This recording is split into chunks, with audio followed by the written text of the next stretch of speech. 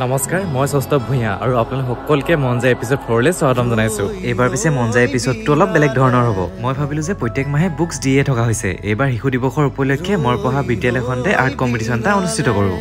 উপলক্ষে আজি আমাৰ এই দাদাজনে তোমালোকক চিত্ৰাংকন প্ৰতিযোগিতা অনুষ্ঠিত কৰিছে। আৰু আৰ্ট কম্পিটিশনৰ বিষয় আছিল আমাৰ মৰমৰ জুবিনদাৰ প্ৰতিচ্ছবি। জুবিনদাৰ প্ৰতিচ্ছবি অংকন কৰাটো এই কণ ছাত্ৰ-ছাত্ৰীসকলৰ বাবে ইমানো সহজ নাছিল। কিন্তু যোনে যেনেকৈ পাৰিছে চেষ্টা কৰিছে, সেইটোৱে বহুত ডাঙৰ কথা। আৰ্ট কম্পিটিশন শেষৰ পাছত কিছুমানে নাচিলে, কিছুমানে গান গালে আৰু শেষত সকলোৱে আমি মিলি মায়াবিনী গালো।